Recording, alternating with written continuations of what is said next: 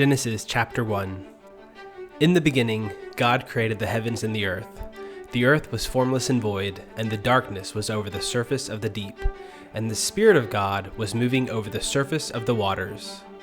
Then God said, "Let there be light," and there was light. God saw that the light was good, and God separated the light from the darkness. God called the light day, and the darkness he called night. And there was evening and there was morning on the first day. Then God said, "Let there be an expanse in the midst of the waters, and let it separate the waters from the waters."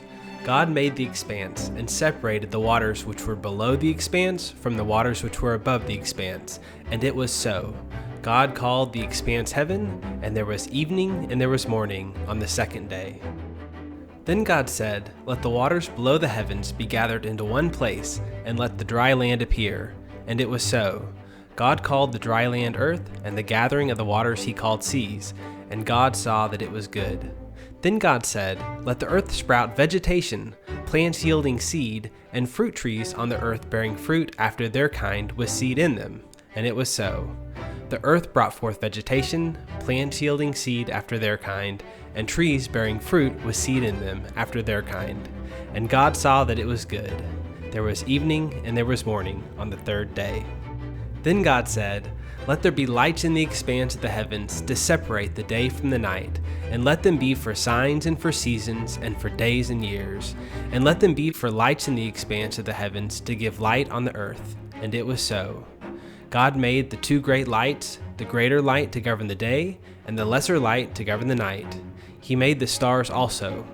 God placed them in the expanse of the heavens to give light on the earth, and to govern the day and the night, and to separate the light from the darkness. And God saw that it was good.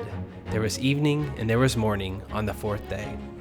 Then God said, "Let the waters teem with swarms of living creatures, and let birds fly above the earth in the open expanse of the heavens." God created the great sea monsters and every living creature that moves, with which the waters swarmed after their kind, and every winged bird after its kind. And God saw that it was good. God blessed them, saying, "Be fruitful and multiply, and fill the waters in the seas, and let the birds multiply on the earth." There was evening and there was morning on the fifth day. Then God said, "Let the earth bring forth living creatures after their kind, cattle and creeping things and beasts of the earth after their kind." And it was so. God made the beasts of the earth after their kind, and the cattle after their kind, and everything that creeps on the ground after its kind. And God saw that it was good. Then God said, "Let us make man in our image, according to our likeness, and let them rule over the fish of the sea, and over the birds of the sky, and over the cattle, and over all the earth, and over every creeping thing that creeps on the earth." God created man in his own image. In the image of God he created him. Male and female he created them. God blessed them, and God said to them, "Be fruitful and multiply, and fill the earth, and subdue it, and rule over the fish of the sea, and over the birds of the sky, and over every living thing that moves on the earth." Then God said, "Behold, I have given you every plant yielding seed that is on the surface of all the earth, and every tree which has fruit yielding seed. It shall be food for you, and to every beast of the earth, and to every bird of the sky, and to everything that moves on the earth which has life, I have given every green plant for food." And it was so.